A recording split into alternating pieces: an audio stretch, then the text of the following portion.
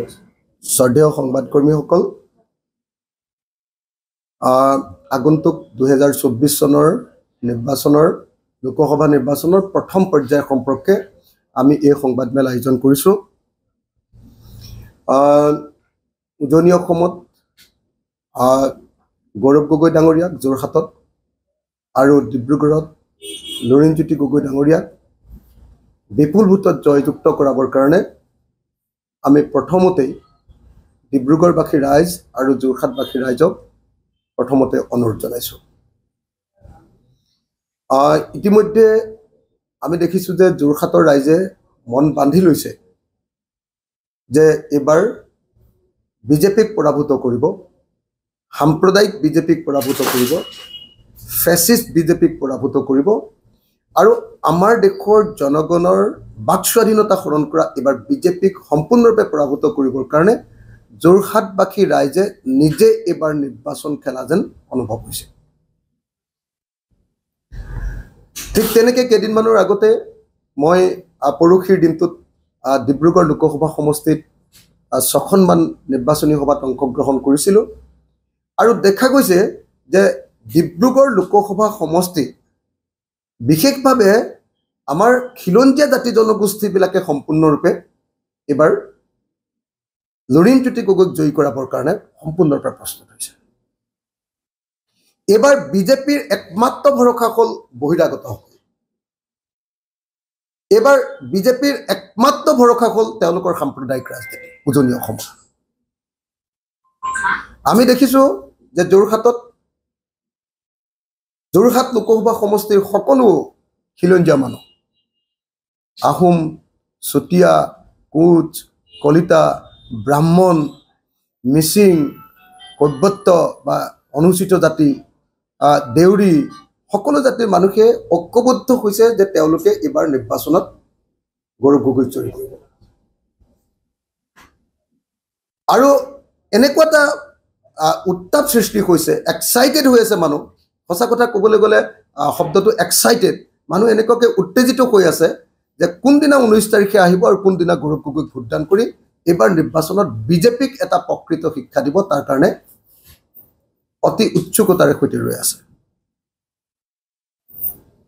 অতি উৎসুকতাৰে সৈতে ৰৈ থকাটো আমি দেখিবলৈ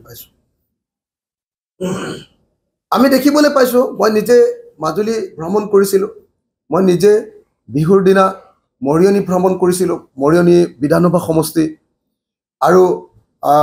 যোৰহাট লোকসভা সমষ্টিৰ প্ৰায় প্ৰত্যেকটো বিধানসভা সমষ্টি ভ্ৰমণ কৰি মই নিশ্চিত হৈছোঁ যে আটাইকেইটা বিধানসভা সমষ্টিত গৌৰৱ গগৈ এইবাৰ লিড ল'বলৈ, গৌৰৱ গগৈ এইবাৰ সংখ্যাগৰিষ্ঠতা প্ৰতিপন্ন কৰিবলৈ সক্ষম হ'ব। আৰু মূলতঃ ৰাইজে নিজেই সিদ্ধান্ত গ্ৰহণ কৰিছে যে এইবাৰ গৌৰৱ গগৈক জিকাব। আমি দেখিবলৈ পাইছোঁ যে ৰাইজে আচলতে বিজেপিৰ ইমান দিনৰ যি নিৰ্যাতন, মানুহৰ বাক স্বাধীনতাৰ ওপৰত আক্ৰমণ, বস্তুৰ মূল্য বৃদ্ধি কৰি মানুহৰ ওপৰত কৰা হাৰাশাস্তি, GSTৰ বোজা জাপি দি মানুহৰ ওপৰত আক্ৰমণ, আৰু আমি দেখিবলৈ পাইছোঁ যে প্ৰত্যেকখন গাড়ীৰ ওপৰত, আনকি বেটেৰী ৰিক্সাৰ পৰা আৰম্ভ কৰি ডাঙৰ গাড়ীলৈকে পৰিবহণ কৰৰ যিটো সন্ত্ৰাস, সেই সন্ত্ৰাসৰ পৰা পৰিত্ৰাণ পাবৰ কাৰণে এইবাৰ ৰাইজে গৌৰৱ গগৈক ভোটদান কৰিবৰ কাৰণে, কংগ্ৰেছ দলক ভোটদান কৰিবৰ কাৰণে, বিৰোধী ঐক্যমঞ্চক ভোটদান কৰিবৰ কাৰণে আমি প্ৰস্তুত হোৱা দেখিবলৈ পাইছোঁ। মানুহৰ লগত ৰাম মন্দিৰৰ কোনো সম্পৰ্ক নাই। অসমীয়া মানুহৰ লগত সম্পৰ্ক আছে নামঘৰৰ। আমি শংকৰী পৰম্পৰাত বিশ্বাস কৰোঁ, আমি মহাপুৰুষীয় পৰম্পৰাত বিশ্বাস কৰোঁ, আমি ভক্তিবাদত বিশ্বাস কৰোঁ, আমি শংকৰদেৱ আৰু মাধৱদেৱক আমি গুৰু হিচাপে মানো। আমাৰ বিশেষকৈ মই যিটো কাষ্টত বিলং কৰোঁ, মই আহোম কাষ্টৰ মানুহ। মোৰ কাষ্টৰ মানুহৰ কাৰণে তাৰমানে যিহেতু আমি একদম শ্ৰমজীৱী মানুহ, আমি কাম কৰি খোৱা মানুহ, সকলো শ্ৰমজীৱী মানুহৰ কাৰণে ইমান এইবিলাকত লাগি থাকিবলৈ সময় নাথাকে। আমি একবাৰ ভগৱানৰ নাম লৈ দিওঁ। শংকৰদেৱে সেইটোকে কৈছে যে তুমি এইবিলাক কৰি থকা, যাগযজ্ঞ কৰি থকা দৰকাৰ নাই, মাজত মানুহ সোমোৱাৰ দৰকাৰ নাই, মাজত পাণ্ডা সোমোৱাৰ দৰকাৰ নাই, ভগৱানক পাবৰ কাৰণে পাণ্ডাক পইচা দিয়াৰ দৰকাৰ নাই। হিমন্ত বিশ্ব শৰ্মা নিজে পাণ্ডাৰ ফেমিলি আছিলে নহয়, গতিকে তেওঁ সদায় যাগযজ্ঞৰ কথা কৈ থাকে। মই হলো আহোম ফেমিলিৰ পৰা যোৱা মানুহ মই নামঘৰত মূৰটো দুৱাই যাওঁ সদায় যিফালে যাওঁ নামঘৰত মূৰটো দুৱাই যাওঁ গতিকে লগে লগে মই ভগৱানক পাই গ'লো আৰু মই নিজৰ ভিতৰতে ভগৱানক পুহিয়ে ৰাখিছোঁ অনবৰতে মই ভগৱানৰ নাম লওঁ যেতিয়াই মন যায় আৰু মই ইমান পাপ কৰা নাই যে হিমন্ত বিশ্ব শৰ্মাৰ নিচিনাকে হিমন্ত বিশ্ব শৰ্মাৰ নিচিনা মই ইমান পাপী নহয় যে মই কোটি কোটি টকা খৰচ কৰি যাগযজ্ঞ পাতি থাকিব লাগে আৰু কোনোবা পাণ্ডাৰ পৰা মই আশীৰ্বাদ লৈ মই ভগৱানক পাব লাগিব এইটো এনেকুৱা ধৰণৰ কাম কৰাৰ মোৰ কোনো প্ৰয়োজন নাই মই জাষ্ট ভগৱানৰ নাম এটা লৈ দিওঁ মোক ভগৱানে সদায় প্ৰাপ্তি দি আছে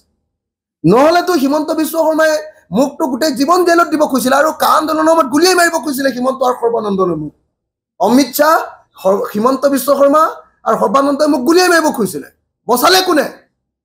বচালে অসমৰ জনতাই আৰু বচালে এই যে মই নামঘৰত মূৰটো দুপিয়াও সেইকাৰণে মোক আছে তেওঁ নিচিনাকে মই ইমান পাপ কৰি থোৱা নাই অসমৰ আটাইতকৈ ডাঙৰ পাপিষ্ঠজনৰ নাম হিমন্ত বিশ্ব শৰ্মা হয়নে নহয় কওক আপোনালোকে হয়নে নহয় সব সাইডৰ পৰা আপোনালোকে চক হয়নে নহয় চক আপোনালোকে তো গতিকে তেওঁ 5 কোটি টকা খৰচ কৰি যাগযজ্ঞ পাতিব পাৰে কি যজ্ঞ পাতে যে উত্তৰ গুৱাহাটীত যে কিবা কিবি যজ্ঞ পাতে তেওঁলোকে এই যজ্ঞ তেওঁলোকে ক'ৰ পৰা আনিব উত্তৰ প্ৰদেশৰ পৰা আনিব হাৰিয়ানাৰ পৰা তেওঁলোকে হেৰি লৈ আহে কি কয় এইবিলাক পণ্ডিত লৈ আহে তো আমাক দৰকাৰ নাই আমি অসমীয়া মানুহ আমাৰ ঘৰৰ সন্মুখত সদায় এটা নামঘৰ থাকে বা আমাৰ নিজৰ ঘৰতে এটা নামঘৰ থাকে সেই নামঘৰটোত আমি এনে মূৰটো দুৱাই দিওঁ হৈ গ'ল ভগৱানে আমাক লগে লগে ভাল পাই গ'ল কাৰণ আমি শ্ৰম কৰি খাইছোঁ 2 নম্বৰী কৰি খুৱাই নাই আমি ৰাইজৰ কাৰণে কাম কৰিছোঁ আমি 2 নম্বৰী ৰাস্তাত কোনোদিন যোৱাই নাই গতিকে আমাক ভগৱানে বেয়াই নাপায় তেওঁকতো ভগৱানে তেওঁতো চাগে ভগৱানৰ সন্মুখত থিয় হয়নো কি কয় মই সেইটোহে ভাবি আছোঁ তেওঁ যদি ভগৱানৰ ওচৰত যায় গদৰ ওচৰত যায় আল্লাহৰ ওচৰত যায় পৃথিৱীৰ সকলো ভগৱানৰ ওচৰত হিমন্ত বিশ্ব শৰ্মা গ'লেও তেওঁ পাপক খণ্ডন কৰিব নোৱাৰে তেওঁ যিমান পাপ কৰিছে আৰু মোৰ কাৰণে কামাখ্যা মন্দিৰলৈ নগ'লেও মইতো যাওঁ 3 দিন 4 দিন মান এতিয়ালৈকে কামাখ্যা মন্দিৰ গৈছোঁ বাৰু কিন্তু মোৰ নামঘৰতে আৰু মোৰ অন্তৰত থকা ভগৱানে মোক বচাই দিব মোক ইয়াতকৈ আৰু বেছি প্ৰয়োজন নাই হিমন্ত বিশ্ব শৰ্মাই এইবিলাক হিন্দুত্ববাদী ৰাজনীতি কৰিবৰ কাৰণে তেওঁ এইবিলাক 2 নম্বৰী কৰি থাকক মোক এইবিলাক কোনো প্ৰয়োজন নাই মই কালি এটা বাক্য কৈছিলোঁ এই বাক্যটোৱে চাগে একদম কেইজনমান মানুহৰ কাৰণে অসমৰ কাৰণে একদম প্ৰপাৰ বাক্য যে অসমৰ মুখ্যমন্ত্ৰীয়ে নকয় কি ছাগলীয়ে নাখায় কি এইটোৱে চাগে একদম মুখ্যমন্ত্ৰী আমাৰ হিমন্ত বিশ্ব শৰ্মাৰ কাৰণে আটাইতকৈ প্ৰপাৰ বাক্য আটাইতকৈ শুদ্ধ বাক্য অসমৰ মুখ্যমন্ত্ৰীজন মানে তিনতালীয়া নহয় মানে একেবাৰে বহুতালীয়া এনেকুৱা মুখ্যমন্ত্ৰী অসমৰ ইতিহাসত কেতিয়াও জন্ম হোৱা নাছিলে যিকোনো এজন মুখ্যমন্ত্ৰীৰ এটা সাংবিধানিক পদমৰ্যাদা থাকে আৰু যিকোনো এজন মুখ্যমন্ত্ৰীয়ে কথা কোৱাৰ এটা সম্ভ্ৰম থাকে আমি এনেকুৱা এজন পাতল এনেকুৱা এজন তৰল এনেকুৱা এজন হপলেছ এনেকুৱা এজন 2 নম্বৰী আৰু এনেকুৱা এজন 14 নম্বৰী মুখ্যমন্ত্ৰীক আমি আৰু মুখ্যমন্ত্ৰী পতাও নাছিলোঁ অৱশ্যে মুখ্যমন্ত্ৰী পাতিলোঁ যিজন মানুহে যিকোনো সময়তে যিকোনো ধৰণৰ পাতল কথাৰে সমাজত বিষবাষ্প বিয়পাই থাকে মানে যেতিয়া মানুহ এজন 2 নম্বৰী থাকে নহয় তেওঁ নিজকো আন সকলোকে 2 নম্বৰী বুলি ভাবি থাকে হিমন্ত বিশ্ব শৰ্মা আপোনালোকে নিজে দেখিছে হিমন্ত বিশ্ব শৰ্মা অসমৰ আটাইতকৈ 2 নম্বৰী মানুহ তেওঁ আপোনালোকে নিজেই জানে যে তেওঁ চাৰদা কেলেংকাৰীৰ তেওঁ অভিযুক্ত তেওঁ লুই বাৰ্জাৰ কেলেংকাৰীত তেওঁ অভিযুক্ত তেওঁ এনচি হিলছ কেলেংকাৰী 1000 কোটি টকীয়া কেলেংকাৰীত তেওঁ অভিযুক্ত তেওঁ APSC কেলেংকাৰীত তেওঁ অভিযুক্ত তেওঁ মানৱেন্দ্ৰ শৰ্মা হত্যাকাণ্ডত তেওঁ অভিযুক্ত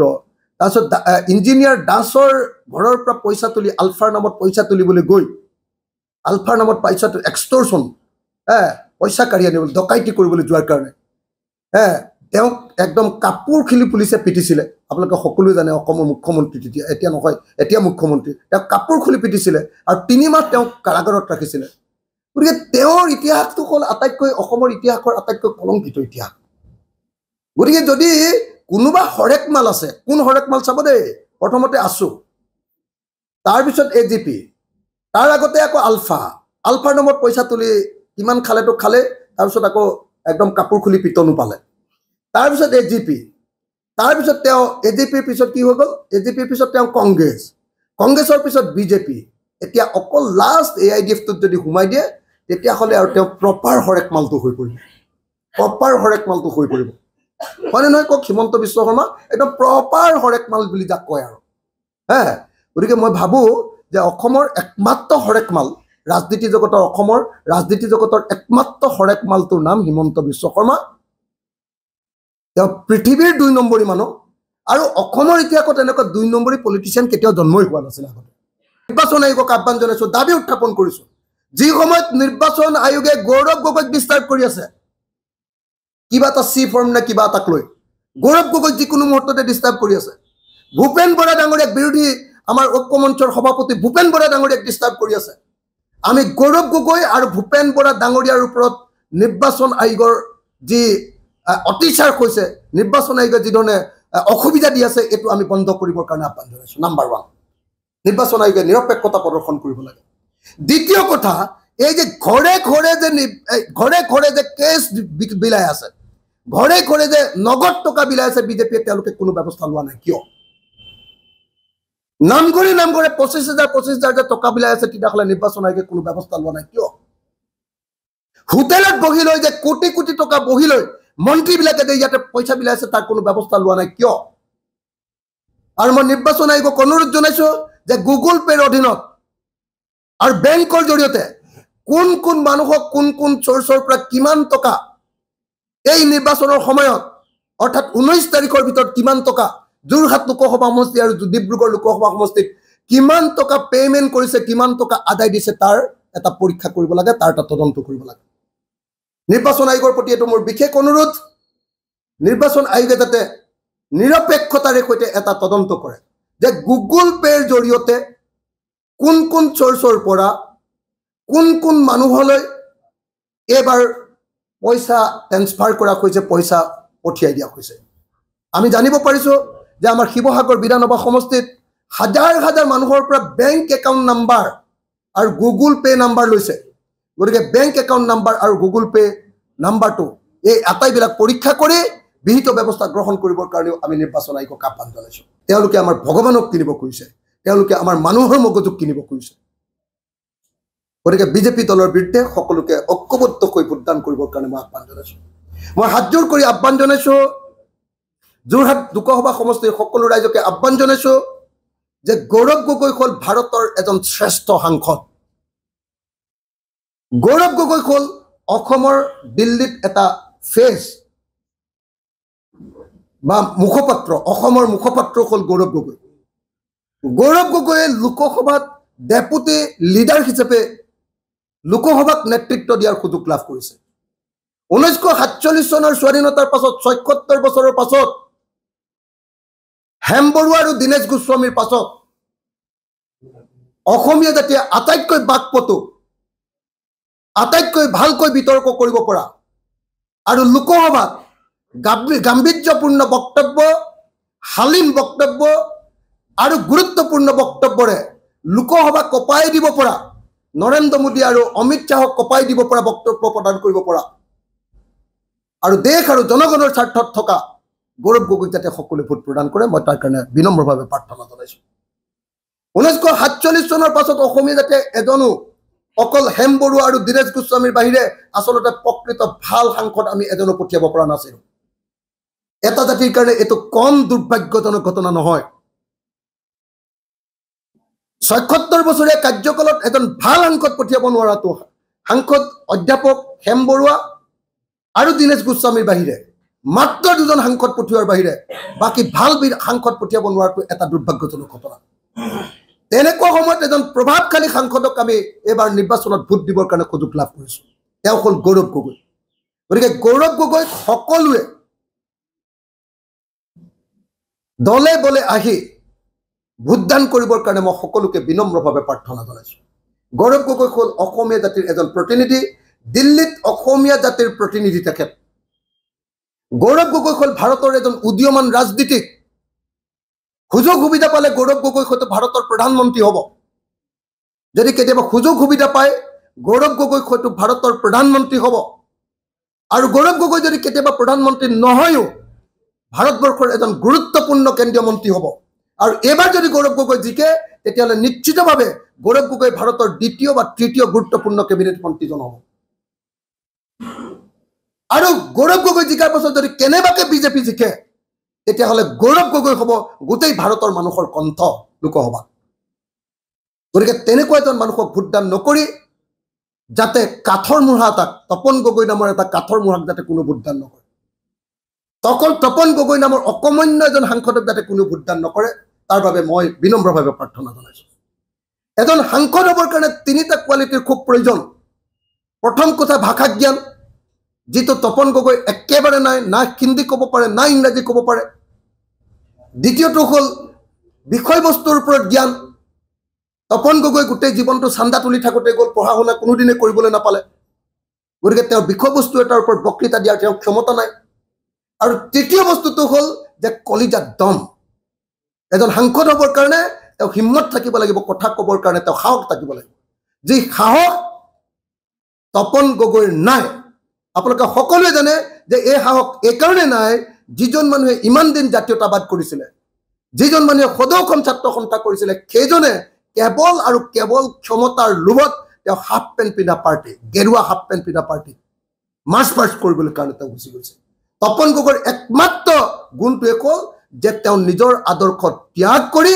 ক্ষমতাৰ কাৰণে তেওঁ আত্মসমৰ্পণ কৰিব পাৰে আৰু গৌৰৱ গগৈ আটাইতকৈ ডাঙৰ কোৱালিটিটো হ'ল যে তেওঁ সমগ্ৰ ভাৰতীয় জাতিক প্ৰতিনিধিত্ব কৰি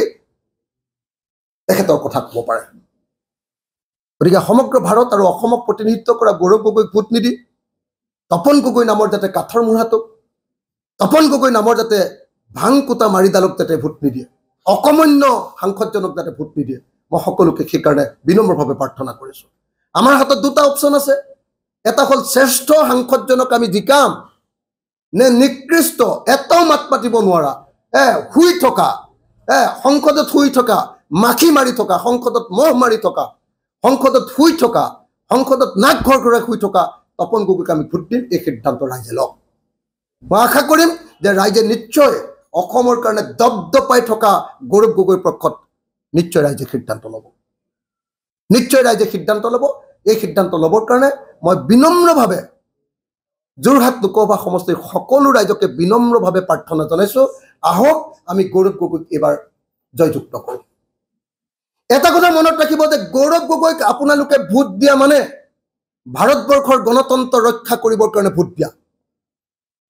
গৌৰৱ গগৈক যদি ভোট নিদি এবাৰ যদি বিজেপি জিকিবলৈ কয় নৰেন্দ্ৰ মোদীয়ে আমাৰ ভাৰতবৰ্ষৰ সংবিধানখন বদলাই পেলাই আমাৰ দেশৰ ধৰ্ম নিৰপেক্ষতা আৰু আমাৰ দেশৰ গণতান্ত্ৰিক চৰিত্ৰ নাইকিয়া কৰি পেলাব আমি এতিয়া পৃথিৱীৰ বৃহত্তম গণতান্ত্ৰিক দেশ আৰু 2024 চনৰ নিৰ্বাচনত যদি বিজেপিয়ে চৰকাৰ কৰে আমি হৈ যাম পৃথিৱীৰ বৃহত্তম ধৰ্মীয় মৌলবাদী দেশ বিজেপিয়ে সংবিধান সলনি কৰি বিজেপিয়ে আমাৰ দেশৰ সংবিধান বদলাই আমাৰ দেশখনক গণতান্ত্ৰিক অৱস্থাৰ পৰা স্বৈৰতান্ত্ৰিক এককেন্দ্ৰিক একদলীয় ব্যৱস্থালৈ পৰিণত কৰিবৰ কাৰণে ব্যৱস্থা গ্ৰহণ কৰিছে তেওঁলোকে যি কথা কৈ আছে এক দল এক নিৰ্বাচন বুলি যি কৈ আছে কি এক দেশ এক নিৰ্বাচন এক দেশ এক নিৰ্বাচনৰ অৰ্থটোৱে হ'ল যে আমাৰ দেশৰ গণতান্ত্ৰিক ব্যৱস্থাটোক নাইকিয়া কৰা আৰু আমাৰ দেশৰ গণতান্ত্ৰিক ব্যৱস্থাটোক নাইকিয়া কৰি একে ৰাতিৰ ভিতৰত এটা দলক নিৰ্বাচনত জয়ী কৰাই গোটেই ভাৰতৰ সংবিধানখন বনাই পেলাবৰ কাৰণে ষড়যন্ত্ৰ বদলাই পেলাবৰ কাৰণে ষড়যন্ত্ৰ ৰচনা গতিকে এক দেশ এক নিৰ্বাচন এই নিৰ্বাচনত জিকিলে বিজেপিয়ে কৰিবলগীয়া আটাইতকৈ ডাঙৰ এজেণ্ডাটো হ'ল এক দেশ এক নিৰ্বাচন অৰ্থাৎ দেশখনত একেলগতে বিধানসভা নিৰ্বাচন একেলগতে লোকসভা নিৰ্বাচন হ'ব আৰু একেলগতে বিধানসভা আৰু একেলগতে লোকসভা নিৰ্বাচন হ'লে লোকসভা ৰাজ্যসভা আৰু বিধানসভাবিলাক আটাইবিলাক একেলগতে এটা দলে দখল কৰিব পাৰিব আৰু এটা দলে তেতিয়া ভাৰতৰ সংবিধানৰ মূল পৰিকাঠামো সলনি কৰিব পাৰিব আপোনালোকে সকলোৱে জানে যে মূল পৰিকাঠামো সলনি কৰি দিবৰ কাৰণে লোকসভাত সংবিধান সংশোধনী প্ৰস্তাৱ পাছ হ'ব লাগিব ৰাজ্যসভাত সাংবিধানিক সংশোধনী প্ৰস্তাৱ পাছ হ'ব লাগিব আৰু 50% ৰাজ্যৰ বিধানসভাত সেই সংশোধনী পাছ হ'ব লাগিব সেইকাৰণে তেওঁলোকে এক দেশ এক নিৰ্বাচনৰ কথা কৈ আছে আৰু এক দেশ এক নিৰ্বাচন অহা মানে আমাৰ দেশৰ গণতান্ত্ৰিক ব্যৱস্থাটো উফৰি গৈ ইয়াত ধৰ্মীয় মৌলবাদী দেশত পৰিণত কৰা সেইকাৰণে গৌৰৱ গগৈক ভোট দিয়া মানে দেশখন বচোৱা গৌৰৱ গগৈক ভোট দিয়া মানে গণতন্ত্ৰক বচোৱা গৌৰৱ গগৈক ভোট দিয়া মানে সংবিধানখন বচোৱা গৌৰৱ গগৈক ভোট দিয়া মানে আমাৰ দেশৰ সম্পত্তি বিক্ৰী কৰাৰ বাৰণ কৰা গৌৰৱ গগৈক ভোট দিয়া মানে মূল্য বৃদ্ধিৰ বিৰুদ্ধে ভোট দিয়া গৌৰৱ গগৈ ভোট দিয়া মানে এজন স্বাভিমানী অসমীয়াক ভোট দিয়া গৌৰৱ গগৈ ভোট দিয়া মানে এটা সাম্প্ৰদায়িক দলক পৰাভূত কৰি ভাৰতবৰ্ষত এখন ধৰ্মনিৰপেক্ষ চৰকাৰ গঠন কৰিবৰ কাৰণে ভোটদান কৰা সেইকাৰণে মই সকলোকে গৌৰৱ গগৈ ভোটদান কৰিবৰ কাৰণে বিনম্ৰভাৱে প্ৰাৰ্থনা জনাইছো মই অখিল গগৈ হিচাপে আৰু ৰাজ্যৰ দলৰ সভাপতি হিচাপে দুজন গগৈ অসম বিধানসভাত মই অখিল গগৈ থাকিব খোজো আৰু অসম বিধানসভাত হিমন্ত বিশ্ব শৰ্মাক কাবু কৰিবৰ কাৰণে মই অখিল গগৈ এজনে যথেষ্ট এজন অখিল গগৈ হিমন্ত বিশ্ব শৰ্মাক অসম বিধানসভাৰ অন্তত তেওঁৰ চৰিত্ৰ উন্মুক্ত কৰি দিবলৈ সক্ষম হৈছো অসম বিধানসভাত অন্তত এজন অখিল গগৈ থাকিয়ে হিমন্ত বিশ্ব শৰ্মাৰ চৰকাৰখনক কপাই দিবৰ কাৰণে ভয় খুৱাই দিবৰ কাৰণে সন্ত্ৰাসিত কৰি দিবৰ কাৰণে সক্ষম হৈছো আৰু দুজন গগৈ গৌৰৱ গগৈ আৰু লুৰিণজ্যোতি গগৈ এই দুজন গগৈক লাগে আমাৰ সংসদত যদি লুৰিণজ্যোতি গগৈ আৰু তপন কি কয় লুৰিণজ্যোতি গগৈ আৰু যদি গৌৰৱ গগৈ লুৰিণজ্যোতি গগৈ আৰু গৌৰৱ গগৈ যদি এই দুইজন গগৈ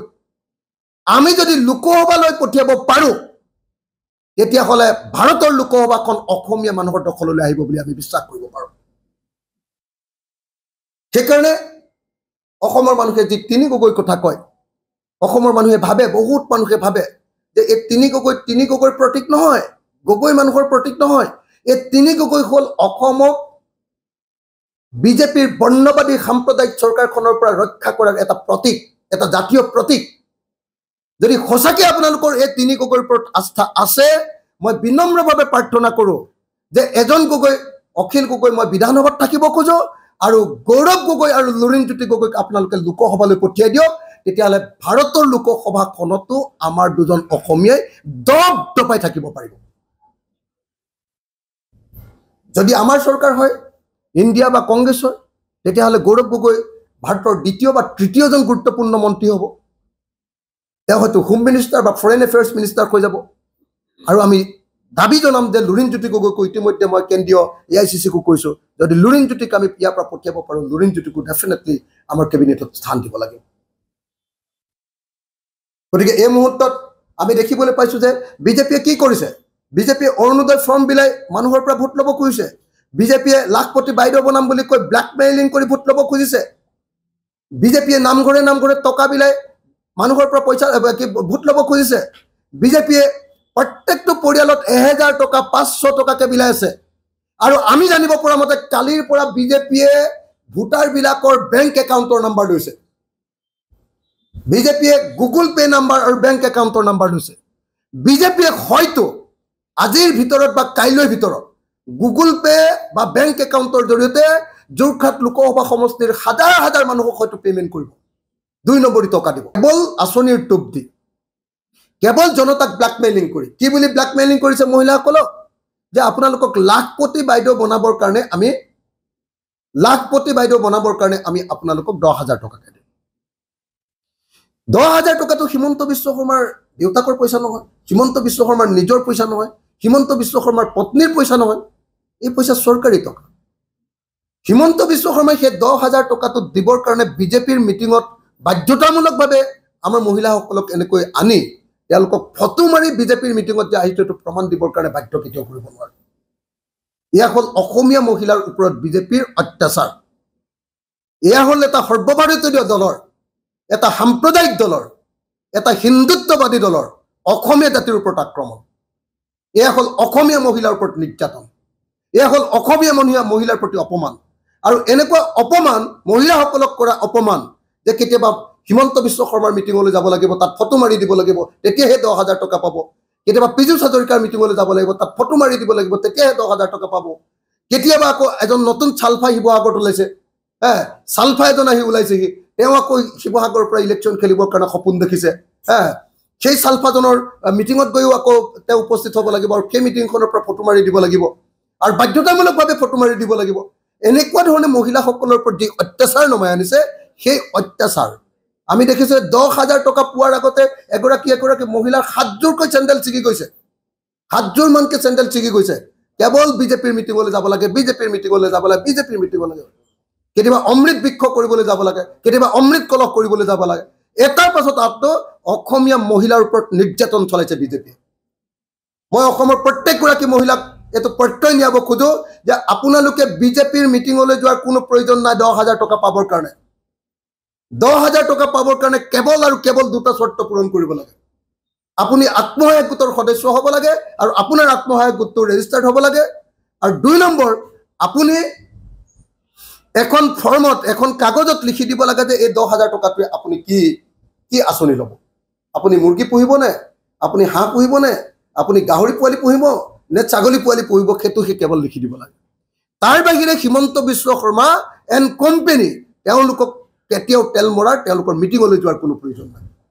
আৰু এনেকৈ যিধৰণে মহিলাসকলৰ ওপৰত অসমৰ মহিলাসকলৰ ওপৰত অত্যাচাৰ কৰিছে সেই অত্যাচাৰৰ পুতক তুলিবৰ কাৰণে মই অসমৰ প্ৰত্যেকগৰাকী মহিলাকে প্ৰত্যেকগৰাকী সচেতন মহিলাকে মই এই সময়ত আহ্বান জনাইছোঁ প্ৰত্যেকগৰাকী মহিলাক মই আপোনালোকক আশ্বস্ত কৰিব খোজো যে হিমন্ত বিশ্ব শৰ্মাৰ বিজেপিয়ে পদুম ফুলে কোনো পধ্যে অৰুণোদয় দিব নোৱাৰে বিজেপিয়ে কোনো ৰাজনৈতিক দলে সেয়া বিজেপিয়ে হওক কংগ্ৰেছে হওক কোনেও কোনো ৰাজনৈতিক দলে কেতিয়াও চৰকাৰী ধন দিব নোৱাৰে চৰকাৰী ধন দিব পাৰে কেৱল আৰু কেৱল চৰকাৰে আৰু চৰকাৰৰ টকা পাবৰ কাৰণে কেতিয়াও বিজেপিৰ মিটিঙত যোৱাৰ কোনো প্ৰয়োজন নাই আমাৰ বিধানসভাত সিদ্ধান্ত গ্ৰহণ কৰিছে আমাৰ বিধানসভাৰ 126 জন এমএলএ সিদ্ধান্ত গ্ৰহণ কৰিছে বিধানসভাৰ সিদ্ধান্ত এইটো যে যিয়ে যাৰ হাততে ৰেচন কাৰ্ড আছে অসমৰ প্ৰত্যেকটো পৰিয়ালৰ মহিলাবিলাকে অৰুণোদয় পাব গতিকে অৰুণোদয় পাবৰ কাৰণে বিজেপিক তেল মৰাৰ কোনো প্ৰয়োজন নাই আমাৰ বিধানসভাৰ সিদ্ধান্ত যে যাৰ ৰেচন কাৰ্ড আছে নিৰ্বাচনৰ পাছত সকলো পৰিয়ালে তেওঁ বিজেপি কৰক তেওঁ কংগ্ৰেছ কৰক তেওঁ এজিপি কৰক তেওঁ ৰাইজৰ দল কৰক তেওঁ এজেপি কৰক যিজনে নকৰক লাগিলে তেওঁ প্ৰত্যেকে তেওঁলোকে এবাৰ তেওঁলোকে অৰুণোদয় পাব যদিহে ৰেচন কাৰ্ড আছে গতিকে বিজেপি দলৰ যি অত্যাচাৰ অৰুণোদয় দিয়াৰ নামত যি অত্যাচাৰ সেই অত্যাচাৰ সহ্য নকৰিবৰ কাৰণে মই সকলোকে আহ্বান জনাইছোঁ আমি দেখিছোঁ যে আমাৰ শিৱসাগৰ বিধানসভা সমষ্টিত নামঘৰে টকা বিলাই ফুৰিছে কোনোবা নামঘৰটোত 5,000 টকা দিছে কোনোবাটোত 20,000 টকা দিছে আৰু তাৰপিছত কোনোবাটোত 25,000 টকাকৈ নামঘৰত দিছে মই অসমৰ ৰাইজক অনুৰোধ কৰিব খোজো যে ভগৱানৰ মন্দিৰত ভগৱানৰ নামঘৰত এনেকৈ ব্যভিচাৰীসকলৰ টকা লগোৱাটো কেতিয়াও উচিত নহয় এই সাম্প্ৰদায়িকসকলৰ যি নামঘৰক নাকচ কৰি দিব খোজে যি আমাৰ মহাপুৰুষীয়া পৰম্পৰাক অন্যায় কৰিব খোজে যি বাহিৰৰ পৰা অনা ধৰ্মক ইয়াত জাপি দিব খোজে যি উত্তৰ ভাৰতীয় ধৰ্মক ইয়াত জাপি দিব খোজে হিন্দুত্ববাদী আদৰ্শক ইয়াত জাপি দিব খোজে অথচ আমি মহাপুৰুষীয়া ভক্তিবাদী পৰম্পৰাৰে অসমীয়া জাতি ইয়াতে আমি ধৰ্ম পালন কৰোঁ তো গতিকে আমাৰ নামঘৰৰ ওপৰত মাত্ৰ টকা 25,000 দি আমাৰ নামঘৰৰ গোটেই সমাজখনক কিনিবৰ কাৰণে বিজেপিয়ে যি কাম কৰিব খুজিছে তাত পতিয়ন নাযাবলৈ আৰু যি নামঘৰত এনেকৈ বিজেপিয়ে টকা দিছে তাৰ সমগ্ৰ নামঘৰৰ যিমানবিলাক মানুহ আছে সকলো পৰিয়ালে বিজেপিৰ বিৰুদ্ধে ভোটদান কৰিব লাগে বুলি মই ক্ষেত্ৰত আমি দেখিবলৈ পাইছোঁ যে ইতিমধ্যে একদম তাতে পোলাৰাইজ হৈ গৈছে ইতিমধ্যে তাতে মানুহে সিদ্ধান্ত গ্ৰহণ কৰি গৈছে যে গাঁৱৰ সকলো মানুহে কোনোবা গাঁৱততো এনেকুৱা হৈছে যে এখন গাঁৱৰ 100% মানুহে লুৰিণজ্যোতি গগৈক ভোট দিব 100% মানুহে লুৰিণজ্যোতি গগৈক 2004 চনৰ নিৰ্বাচনটো সৰ্বানন্দ সোণোৱালে খেলিছিলে কি বুলি কৈছিলে যদি হোৱা অসমীয়া সৰ্বানন্দক ভোট দিয়া এবাৰ কিন্তু একদম 100% ওলোটা যদি হোৱা বহিৰাগত সৰ্বানন্দক ভোট দিয়া এনেকুৱা পৰিস্থিতিৰ সৃষ্টি হৈছে আৰু লুৰিণজ্যোতিৰ ক্ষেত্ৰত দেখা গৈছে যে যদি হোৱা অসমীয়া লুৰিণজ্যোতিক ভোট দিয়া এনেকুৱা ধৰণৰ এটা পৰিৱেশ সৃষ্টি হৈছে দীৰ্ঘদিন ধৰি সৰ্বানন্দ সোণোৱালে অসমীয়া জাতিক যি ধৰণে ব্যৱহাৰ কৰিলে কেতিয়াবা মৰাণ বিধানসভা সমষ্টিত কেতিয়াবা ডিব্ৰুগড় লোকসভা সমষ্টিত কেতিয়াবা লখিমপুৰ লোকসভা সমষ্টিত কেতিয়াবা মাজুলী বিধানসভা সমষ্টিত বিভিন্ন সময়ত যি ধৰণে অসমীয়া মানুহক সৰ্বানন্দ সোণোৱালে ব্যৱহাৰ কৰিলে এতিয়া সকলোৱে গম পাই গ'ল যে সৰ্বানন্দ সোণোৱাল নামৰ এই স্বাৰ্থপৰ মানুহজনে কাৰো স্বাৰ্থ পূৰণ নকৰে তেওঁ কেৱল ব্যক্তিগত স্বাৰ্থৰ কাৰণে তেওঁৰ নিজৰ ব্যক্তিগত ক্ষমতাৰ কাৰণে তেওঁৰ ব্যক্তিগত আকাংক্ষা পূৰণ কৰিবৰ কাৰণে জনতাক ব্যৱহাৰ কৰে আৰু সেইকাৰণে 100% খিলঞ্জীয়া জনতাই এইবাৰ সৰ্বানন্দ সোণোৱালক বৰ্জন কৰিছে মই নিজে যেতিয়া লুৰিণজ্যোতি গগৈৰ শেষৰ এটা দিনৰ মাৰাথান প্ৰচাৰ অভিযানত আছিলোঁ দেখা গৈছে যে মানুহে নিজে খৰচ কৰি মটৰচাইকেল ৰেলী কৰিছে নিজে গাড়ী লৈ লৈ মিটিঙলৈ আহিছে আৰু আমাৰ হাততে লুৰিণ জ্যোতিৰ কাৰণে পইচা তুলি দিছে সেইকাৰণে আমি খাটাং হৈছোঁ যে লুৰিণ জ্যোতি গগৈ এবাৰ ডিব্ৰুগড় লোকসভা সমষ্টিত জিকাটো প্ৰায় খাটাং মই এই মুহূৰ্তত উজনি অসমৰ ৰাইজক এই মুহূৰ্তত বিশেষভাৱে ডিব্ৰুগড় সমষ্টিৰ ৰাইজক আৰু যোৰহাট লোকসভা সমষ্টিৰ ৰাইজক মই বিনম্ৰভাৱে প্ৰাৰ্থনা কৰিব খুজিছোঁ যে 5জন শ্বহীদক হত্যা কৰা হিমন্ত বিশ্ব আৰু সৰ্বানন্দ সোণোৱালৰ চৰকাৰক বিদেশীৰ বোজা জাপি দিব খোজা নৰেন্দ্ৰ মোদীৰ এই বিজেপি দলক এবাৰ সকলোৱে আমি প্ৰকৃত শিক্ষা দিওঁ আহক এয়া প্ৰতিশোধ লোৱাৰ সময় এয়া বিজেপি দলক অত্যাচাৰী বিজেপি দলক উচিত শিক্ষা দিয়াৰ সময় এয়া অত্যাচাৰী বিজেপি দলৰ বিৰুদ্ধে আমাৰ জীৱনৰ সৰ্বস্ব উজাৰি দি বিজেপিক পৰাভূত কৰাৰ সময় এয়া হ'ল পাৱাৰ অফ কমন পিপুল বা সাধাৰণ মানুহৰ ক্ষমতা প্ৰদৰ্শনৰ সময় ইমান দিন হিমন্তই আমাক নচুৱালে কেতিয়াবা